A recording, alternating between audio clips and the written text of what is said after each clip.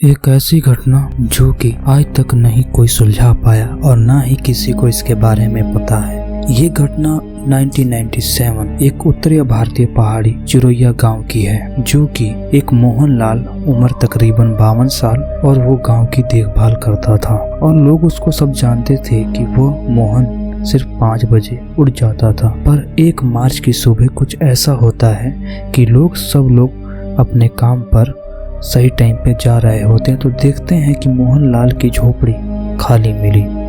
दरवाजा खुला मिला, चूल्हे पर बचा हुआ चाय का कटोरा और कुर्ता फर्श पर बिखरा, पर मोहन का कोई सुराग नहीं था, न खून का न किसी अन्य चीज का। पर दिल दहला देने वाली बात ये थी, जो घड़ी उसके हाथ पर होती थी वो पलंग के नीचे मिली और सारी सुइयां रुकी हुई मिली। 3:17 पर सब सुइयां ठीक उसी टाइम पर रुकी हुई थी। पड़ोसियों ने नोट किया कि उसी रात को एक बहुत ही तेज आंधी तूफान आया था और बुजुर्गों ने ये अपनी पुरानी कहानियों से जोड़ा कि नहरों के समय में ये एक गुमराह कर देने वाली लोगों को भटका देती है। जांच आई, जब ये पुलिस को बताया गया तो पुलिस के लिए ये चिरैया गांव एक नोट ही था, मतलब कि ये छोटा सा केंद्र था।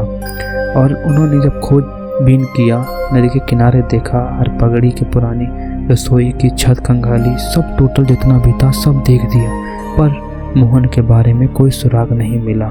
दिन बीतते गए, गांव के लोग धीरे धीरे गुट्टों में बंटते गए और अन्य सन बात करने लगे। कोई कहता कि मोहन गांव छोड़कर भाग गया और कोई कहता अपने परिवार से, अपनी प्रेमिका से मिलने चला गया। पर 1 महीने बाद नदी किनारे एक अटपटा प्रमाण मिला।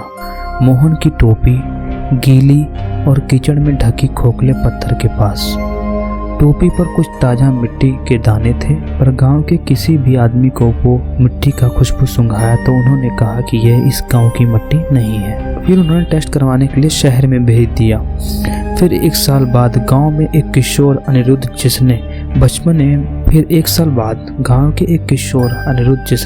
बचपन में मोहन की दादी से ये कहानियां सुनी थी और उन्होंने पुरानी डायरी खोली, मोहन की नहीं बल्कि पुराने गांव सहवासी की। डायरी में एक पंक्ति बार बार आती रही, रह गुजर पर वह आता है जब चांद नीचे हो और कोई नक्शा नहीं छोड़ता, सिर्फ निशान जो मिटते नहीं। तो ये लाइन थी उसमें बार बार। फिर 2003 में मोहन के गायब होने का 6 साल बाद चिरैया में एक अटपटा मेहमान आया और एक सफ़ेद दुपट्टा ओढ़े हुए अनजान आदमी जो खुद को नवाब कहता था।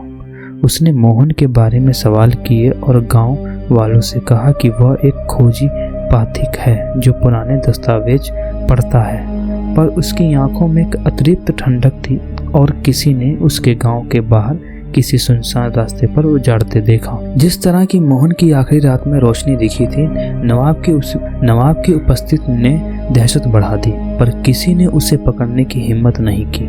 वो अगले ही दिन चला गया बिना कोई स्पष्ट कारण बताए। समय के साथ रहस्य और गहरी होती गई। किसी ने सुझाव दिया कि मोहन ने खुद को जंगल के अंदर छिपा लिया है, पर मोहन को जानने वाले कहते हैं कि वह हवा पर भरोसा नहीं करते। किसी ने कहा कि उसने जंगल में कोई पुराना खजाना खोज लिया और किसी गुट ने उसे उठा लिया। फिर कई सालों तक कोई ठोस सुराग नहीं मिला।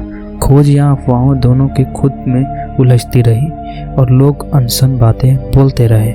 आज भी जब सड़क पर तेज हवाएं चलती है तो वहाँ के लोग 3:17 की घड़ी की सुई को भी याद करते हैं और शांत हो जाते हैं। फिर ऐसा क्या हुआ जो कि उनको ठोस सबूत नहीं दिए गए, तो आइए देखते हैं। पर आज भी उसका कोई सुराग नहीं मिला और चिरैया के गांव और पहाड़ियों के बीच में ये आज भी हवाओं की तरह उड़ता है कि मोहन कहाँ गया। हर साल उसी तारीख पर गांव के तालाब में एक छोटी सी लहर उठती है, बिना हवाओं के, जैसे कोई आपस आकर पानी के सतह को छुए बिना चला गया हो।